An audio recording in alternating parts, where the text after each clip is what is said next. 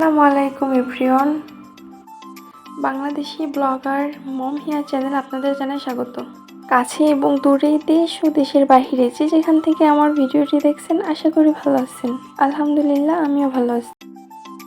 ব্যস্ত শহরকে পেছনে ফেললে আমরা চলে গেলাম সাভার জাতীয় স্মৃতিসৌধ দেখতে। স্মৃতিসৌধর গেটের সাইডেই ছিল অনেকগুলো আর্টিফিশিয়াল ফুল, দেখতে বেশ ভালোই দেখা যাচ্ছিল। মেন গেট দিয়ে ঢুকে আমরা চলে আসলাম ফুলের রাজ্যে।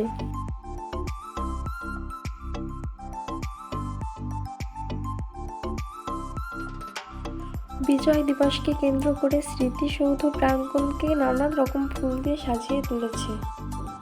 কিছু মানুষ ফুলকে ভালোবেসে ফুলের সাথে ছবি তুলতে যেয়ে ফুলগুলোকে নষ্ট করে দিচ্ছে।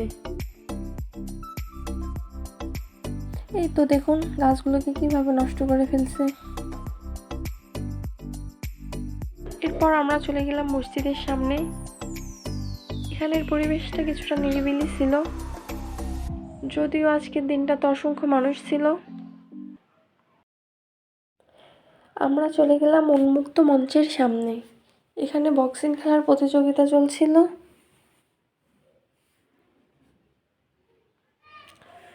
স্মৃতিসৌধের প্রায় জায়গা ছিল এই ফুলের ব্যান্ডগুলো।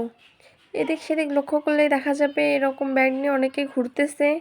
তাছাড়া ছিল বাচ্চাদের জন্য ফুলানো বেলুন। 16ই ডিসেম্বর দিনটি বিজয়ের দিন। এক স্মৃতিসৌধের বিভিন্ন প্রাঙ্গণে ফুল গাছ দিয়ে সুন্দর করে সাজিয়েছে।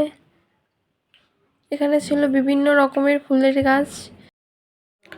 ফুলগুলো দেখতে অসম্ভব সুন্দর ছিল। স্মৃতিসৌধের পাশেই ছিল বড় একটি পুকুর। পুকুরে স্মৃতিসৌধের ছায়া দেখা যাচ্ছিল এবং সূর্যের কিরণে এসে পড়ায় পুকুরের পানি এক অসম্ভব সুন্দর রূপ ধারণ করেছে। তাছাড়া এখানে একটি নৌকা ছিল, অনেক মানুষ নৌকা ভ্রমণও করছে।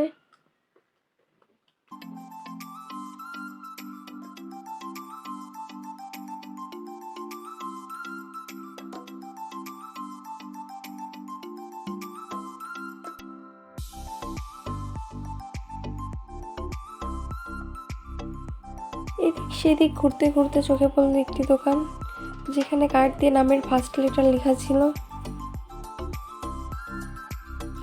এছাড়া ছিল বাচ্চাদের খেলনা, বড়দের ছিল কানের দুল, চুড়ি, আংটি, এগুলো আর দোকানও ছিল।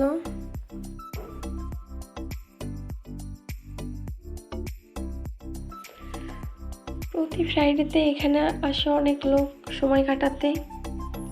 আজ কোনো দিনের তুলনায় একটু বেশি মানুষ ছিল, এজন্য যত দ্রুত সম্ভব বাসায় ফেরার প্রস্তুতি নিয়েছিলাম।